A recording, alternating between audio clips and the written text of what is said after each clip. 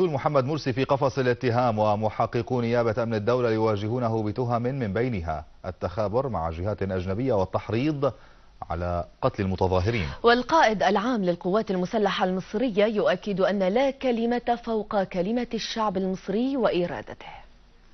في قفص الاتهام يقبع محمد مرسي الآن، وهو الذي حاول خنق القضاء منذ توليه الحكم، ومنح نفسه صلاحيات قضائية مطلقة، صلاحيات استردها القضاء وبدأ بموجبها التحقيق مع الرئيس المعزول وأعضاء من جماعة الإخوان المسلمين حول ظروف فرارهم من السجن عام 2011.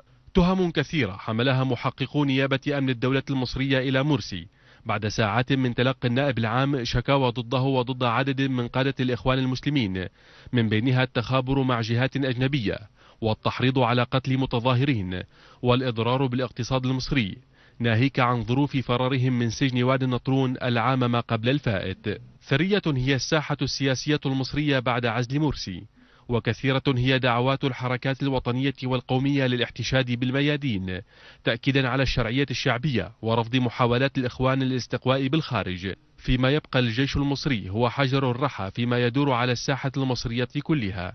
أما عين القوات المسلحة المصرية لا تنام عن سيناء وقناة السويس عصب مصر الاقتصادي، وكذلك عن تطورات مصر الشعبية، حيث ترصد باهتمام اتجاهات الرأي العام المصري. تطورات ما بعد عزل مرسي هو تصويب الإخوان في مصر على الجيش، وهو ما تحاول الأجهزة الأمنية منعه، حيث عثرت على قنبلة داخل سيارة وعدد من الطلقات النارية في أسوان بعد محاولة مجهولين الهجوم على حاجز عسكري.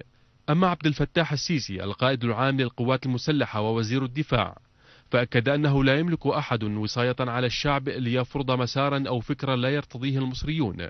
الجيش المصري جيش وطني، جيش وطني، جيش لمصر وللمصريين، مش لحد تاني. حرية الناس، حرية اختيار الناس لحكامها أمر محدش يقدر يزايد بيه في الدين يقول يا شريعة يا حاجة تانية. لا، دي تجربة حكم، إن نجحت فيها فأنت نجحت، وإن فشلت فيها أنت فشلت. في كل مفصل من عمر الدولة تتجه أنظار المصريين إليه باعتباره الضامن والمدافع عن وحدة مصر والمصريين، وبذلك لا عجب أن يواجه الإخوان المسلمون سهام حقدهم عليه، لا سيما وأن مشروعهم الدموي لا يستوي بوجود الجيوش الوطنية، وهو ما كان مع الجيش العربي السوري في تصديه للعصابات الإرهابية المسلحة. ونبقى